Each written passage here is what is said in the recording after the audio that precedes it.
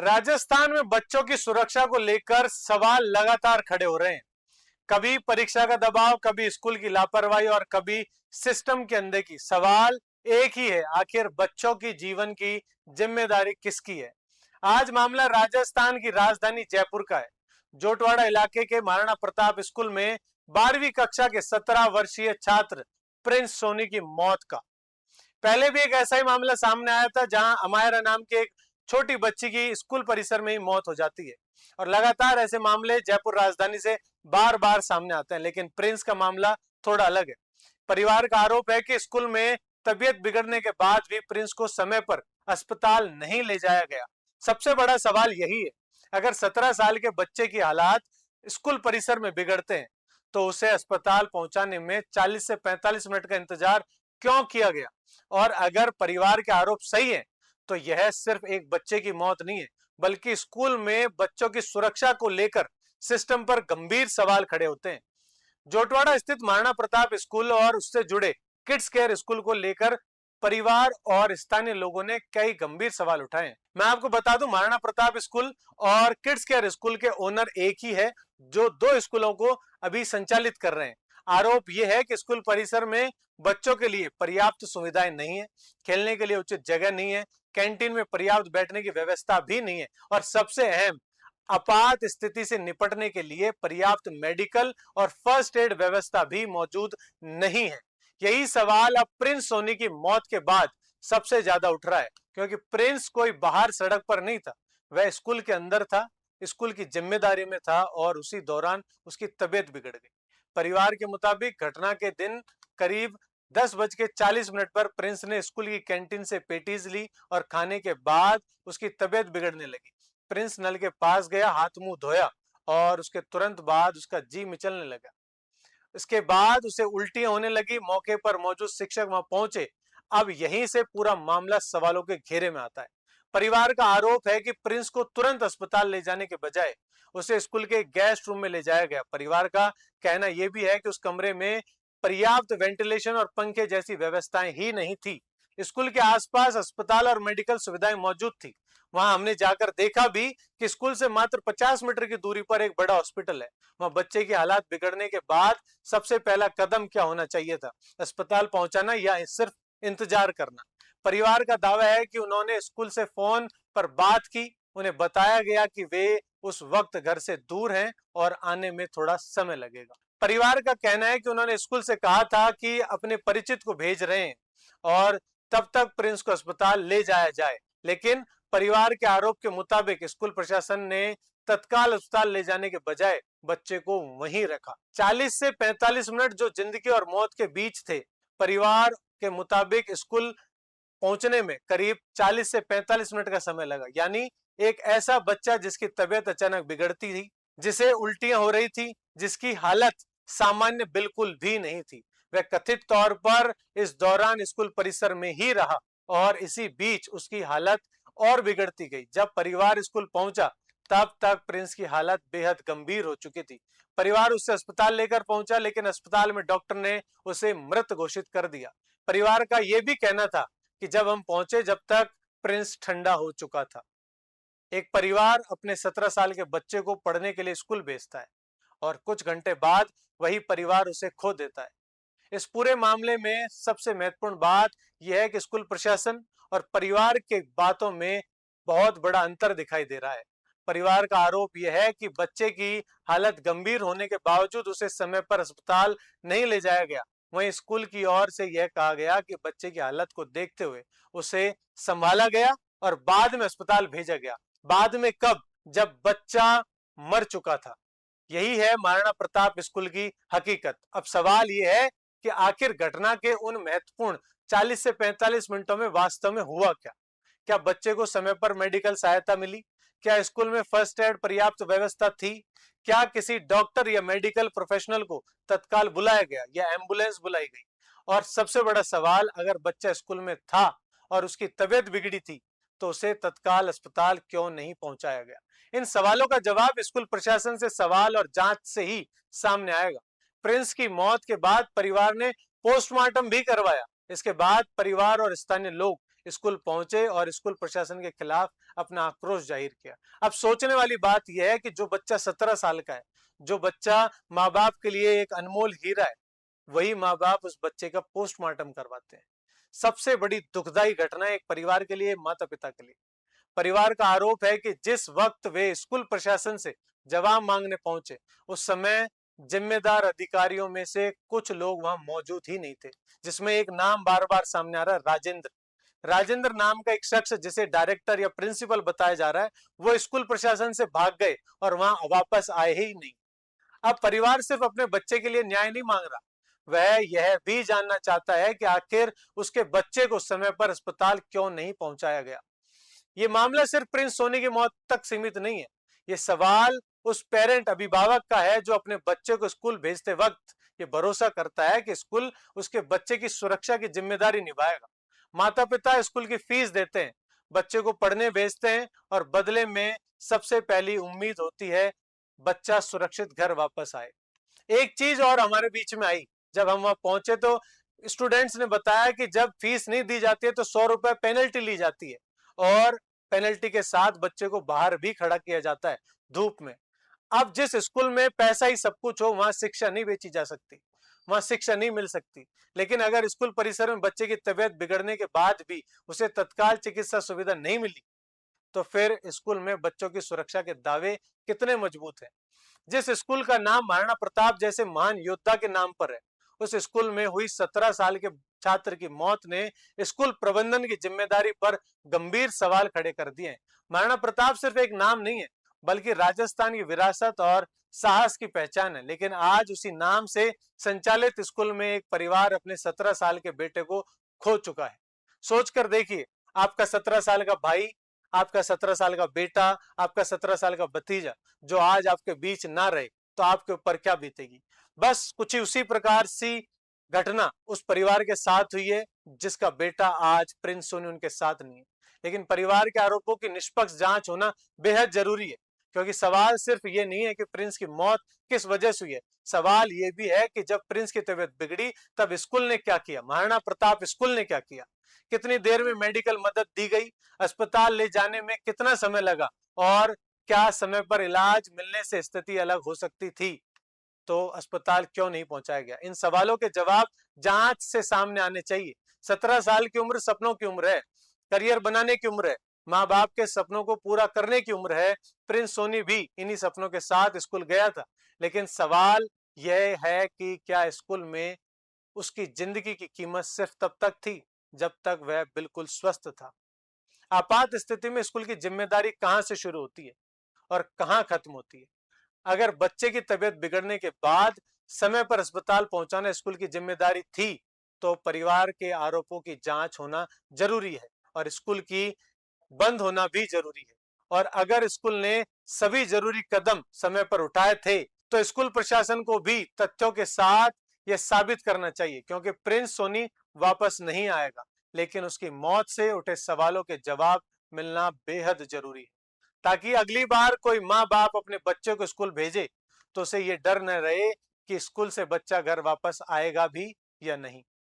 ये सिर्फ प्रिंस सोनी की कहानी नहीं है, यह राजस्थान के हर स्कूल में पढ़ रहे बच्चे की सुरक्षा का सवाल है। और ये सिर्फ प्रिंस नहीं है, हर स्कूल में ऐसा ही एक प्रिंस है जो ऐसी घटनाओं से गुजरता है, लेकिन समय पर जरूरी कदम उठाने की वजह से उनकी जान बच जाती है। लेकिन महाराणा प्रताप स्कूल ने सभी चीजों को नजरअंदाज करते हुए हाथों से हवा करते रहे और उसकी जान बचाने की कोशिश करते रहे, जो कि लगभग इम्पॉसिबल थी। उसे समय पर हॉस्पिटल पहुंचाया जाता तो शायद आज प्रिंस हमारे बीच मौजूद होता और अपने परिवार के साथ हंस खेल रहा होता। जय हिंद, जय भारत। हमारे साथ बच्चे के परिवारजन भी मौजूद है, तो जानेंगे पूरा मामला, इन तक कैसे कॉल किया गया और कब इनको सूचना दी गई। सर, आपका रवि कुमार सोनी। आपके पास स्कूल से कब कॉल आता है और कब बच्चे के बारे में क्या बताएगा? कल 11:15 पे आता है कि साहब बच्चे की तबीयत खराब हो गई है, आप जल्दी से यहाँ स्कूल आ जाओ। 7-8 मिनट बाद में दोबारा फ़ोन आता है, बच्चा बेहोश हो गया है, आप कृपया जल्दी आने की कोशिश करें। और उसके बाद में 5 मिनट बाद में फ़ोन आता है, 4 व्हीलर लेकर के आना, वो चलने की स्थिति में नहीं है। जब हम लोग वहाँ पहुँचे तो वो बच्चा ठंडा हो चुका था। आप कितने बजे पहुँच गए थे? तकरीबन 11:15 बजे। आपके पास कॉल कितने बजे आया था? 11:15 बजे। आप यहाँ पहुँचे जब तक बच्चे को स्कूल में ही रखा गया? हाँ बिल्कुल, स्कूल में ही था। जिससे भी बात कर रहे हैं, जिससे भी जो बातें समझ में आ रही है, उससे एक ही चीज क्लियर हो रही है कि 40 से 45 मिनट तक बच्चे को जो रूम हमने आपको दिखाया उसी रूम में रखा गया, जिस रूम में सफोकेशन है, जिस रूम में वेंटिलेशन भी तरीके से नहीं है और सिर्फ एक पंखा लगा हुआ है, उस रूम में जो भी पता नहीं चलता है या नहीं चलता। बच्चे को 40 मिनट तक ऐसी सिचुएशन में रखा जाएगा तो बच्चा क्या कोई भी हंसता खेलता आदमी भी मर जाएगा। उस बच्चे को जब उल्टियाँ हो रही हैं, चक्कर आ रहा है, उस वक्त उसको पानी पिलाना चाहिए था, 5 से 50 मीटर दूर हॉस्पिटल है, वहाँ ले जाना चाहिए था, नहीं ले जाया गया। बच्चे के माँ बाप का इंतजार किया जाता है कि वो आएंगे तब वो अपने खर्चे से लेके जाएंगे। जो माँ बाप लाखों रुपए फीस भर के स्कूल को देते हैं और ये उम्मीद करते हैं कि हमारे बाद बच्चा सबसे ज्यादा सिक्योर स्कूल में है, वही स्कूल उस बच्चे की जान ले लेती है। स्कूल प्रशासन से आपकी लास्ट जब बात हुई तो उन्होंने क्या बताया? लास्ट तो यही बताया 4 व्हीलर लेकर के आना। अभी आप किन किन टीचरों से बातचीत हुई आपको, उन्होंने आपको पूरी बात समझाई? वो तो उल्टा झूठ बोल रहे हैं।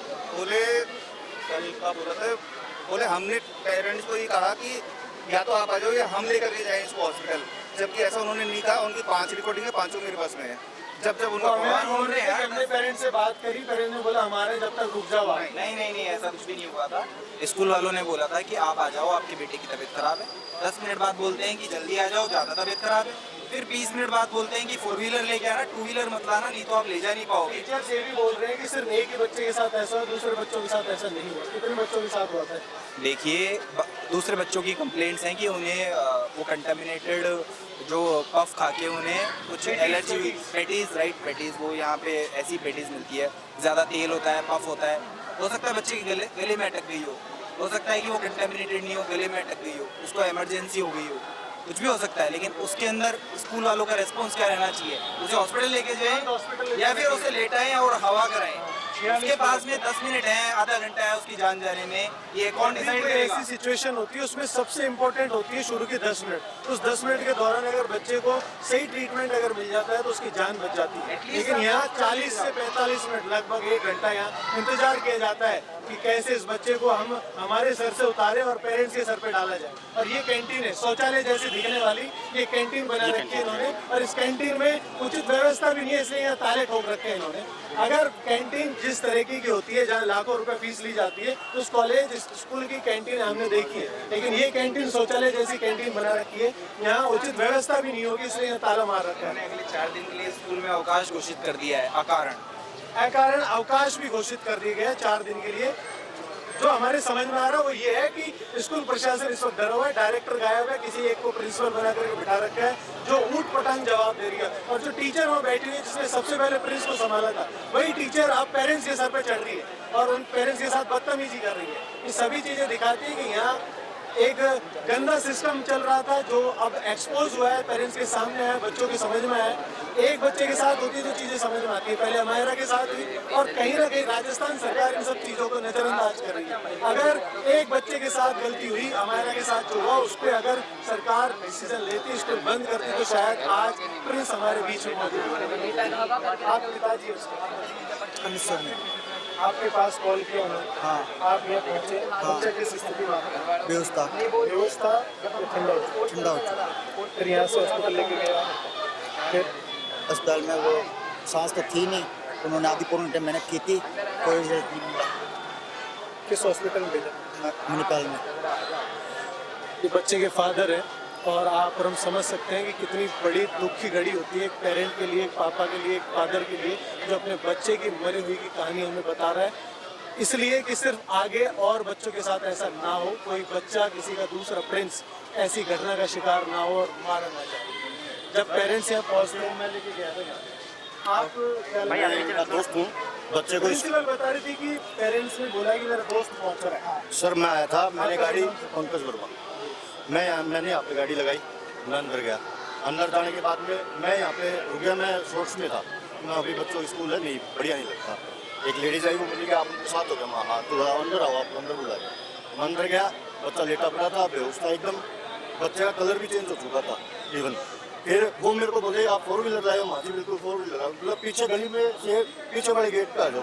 अरे यार बच्चे की तबीयत खराब है, यही है जितना जल्दी हो सके उतना जल्दी। अरे सामने सर 50 मीटर पे हॉस्पिटल है, कम से कम उन्होंने उसके साथ चीज को लेकर के 1.5 घंटे इंतजार किया है। बिल्कुल इंतजार किया है। और सर मैं जब पीछे आया तो कितनी फीस भरते हो आप इस बच्चे की? भाई बोल पीछे भाई 40,000 रुपये फीस भरने के बाद में इसको 1 घंटे इंतजार करवाया जाता है कि पेरेंट्स आएंगे वही खर्चा उठाएंगे। जबकि 50 मीटर अगर 2 टीचर चाहते हैं तो साथ में बच्चे को अपने कंधों पे ले जा करके बच्चे को हॉस्पिटल में एडमिट करवा सकते थे और बच्चा बच सकता था। स्टार्टिंग की जो 10 से 15 मिनट होती है वो सबसे इंपॉर्टेंट होती है। उसी दौरान बच्चे को एंटीडोट लगना होता है, उसी दौरान बच्चे की जान बचाई जा सकती है। ये मेडिकल लाइन भी कहती है, लेकिन यहाँ जो अनपढ़ जाहिल टीचर बैठे हुए उन्हें इस चीज़ का ज्ञान नहीं है। जब तक किसी टीचर के घर में ये वारदात नहीं होगी जब तक शायद उनके कान और आंखें नहीं खुलेंगी।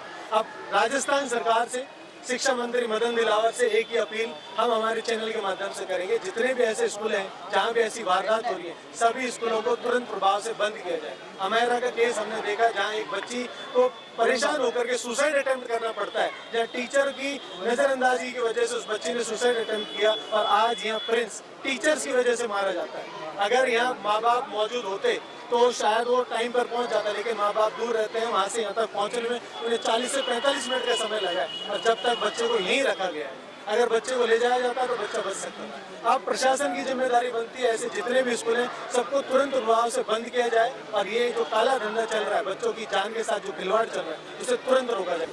कहते हैं कि कलयुग में सबसे बड़ा रिश्ता दोस्ती का है और ये बच्चे उसी बच्चे के दोस्त हैं, इसी स्कूल के स्टूडेंट हैं। इन्होंने एक दी बाय चीफ मिनिस्टर दिया कुमारी के लिए एक मैसेज लिखा है, उससे शायद कुछ अपील करना चाहते हैं। आपका शुभ नाम? अंशुमन सिंह। आपकी क्या अपील है, क्या कहना चाहते हैं? हमने स्टूडेंट्स ने एक एप्लीकेशन लिखी, हम चाहेंगे दिया कुमारी जी तक पहुँचे। इसमें हमने डिस्क्राइब किया है कि कैसे स्कूल स्टाफ की, मैनेजमेंट की कितनी गलतियाँ थी, कैसे उन्होंने बच्चे को गलत तरीके से ट्रीट करा, कैसे इन्फॉर्म नहीं किया गया। बच्चा जब स्कूल स्टाफ के आगे गिरा तब कोई मेडिकल अटेंडेंस नहीं मिली, कोई डॉक्टर नहीं मिला, कोई एम्बुलेंस नहीं बुलाई गई, सिर्फ पेरेंट्स को एक फ़ोन किया गया, कुछ नहीं बताया गया बच्चे की क्या सिचुएशन है। बच्चा बेहोश है, आँख खोल के गिरा हुआ, अगर एक बच्चा है वो नीला पड़ रहा है तो स्कूल स्टाफ को ध्यान देना चाहिए। स्कूल स्टाफ को कोई केयर नहीं थी, उन्होंने पेरेंट्स को बोला आपको बच्चा बीमार है, नहीं बताया क्या है। स्कूल जब तक पेरेंट्स 2 घंटे बाद आते हैं हॉस्पिटल लेके जाते हैं बच्चे को, तब तक पता चलता है कि बच्चा बच्चा ही नहीं है, बच्चा मर चुका है। मतलब स्कूल स्टाफ को थोड़ी सी ह्यूमैनिटी नहीं है कि यार अगर कोई आँख खोल के गिरा, अगर वो आपके आगे सांस नहीं ले रहा, वो लड़का नीला पड़ रहा है तो आप डॉक्टर को इन्फॉर्म करो, एम्बुलेंस को इन्फॉर्म करो। थोड़ी सी ह्यूमैनिटी होती है। आपको कोई केयर ही नहीं थी, स्कूल स्टाफ ने कोई केयर नहीं दिखाई, बस बच्चे को छोड़ दिया लेटाकर एक कमरे में जिसमें वेंटिलेशन तक नहीं थी। पहले भी एक प्रिंस के साथ ऐसा हो चुका है, प्रिंस राठौड़ के साथ। हाँ, किड्स केयर की बात है। मेरे को उस पे किड्स केयर और ये स्कूल दोनों एक, हाँ दोनों एक ही जने, हाँ एक ही ओनर चलाते हैं, दोनों स्कूल कोविड है, कंबाइंड में चलती है। आपने मैडम को क्या लिखा है? हमने इसमें जैसी सिचुएशन थी हमने डिस्क्राइब किया कि क्या टाइमिंग थी, क्या डेट थी, बच्चा कौन था, बच्चे के साथ क्या हुआ, कौन सा स्टाफ था, कौन मैनेजमेंट थी, किसने ध्यान नहीं दिया, सिचुएशन क्या रही। हमने इसमें पूरा डिस्क्राइब किया कि दिया कुमारी जी समझ सके कि हमारी प्रॉब्लम क्या है, वो आगे इसमें थोड़ा सा जस्टिस प्रोवाइड कर सके, स्कूल स्टाफ पे एक्शन हो सके, प्रिंस को जस्टिस मिल सके, उसकी फैमिली को जस्टिस मिल सके। क्या क्या मेन डिमांड्स आपने रखी है इसमें मेन डिमांड्स हमने ऐसी कोई स्पेसिफिक हमारी डिमांड्स नहीं, हमने जस्ट सिचुएशन डिस्क्राइब किया। स्कूल के ऊपर प्रशासन का एक्शन होना चाहिए? हाँ, मेन डिमांड हमारी स्कूल बंद होनी चाहिए। बंद का तो मैं डिसाइड नहीं कर सकता, मेरे पास अथॉरिटी नहीं है, ये प्रशासन डिसाइड करेगा कि सही क्या। मैं चाहता हूँ जस्टिस मिले, अगर दिया कुमारी जी को जो लगता है वो जस्टिस मिले। प्रिंस के दोस्तों की एक ही डिमांड है कि प्रिंस को जस्टिस मिले, दोनों प्रिंस को जस्टिस मिले। किड्स केयर और महाराणा प्रताप दोनों एक ही ओनर की स्कूल है और दोनों प्रिंस के साथ जिस तरह की वारदात यहाँ हुई है, दोनों बच्चे मारे गए, एक अटैक की वजह से मारा गया है और एक यहाँ सही समय पे इलाज नहीं मिलने की वजह से मारा गया है। उन दोनों बच्चों को जस्टिस मिले, दोनों बच्चों को न्याय मिले, उनके माँ बाप को न्याय मिले, इसके लिए बच्चों ने दिया कुमारी जी के लिए एक एप्लीकेशन लिखा है और अब दिया कुमारी जी से भी हम बात करेंगे कि दिया कुमारी जी इस पर क्या एक्शन लेना चाहेंगे। आप देख रहे हैं News 21।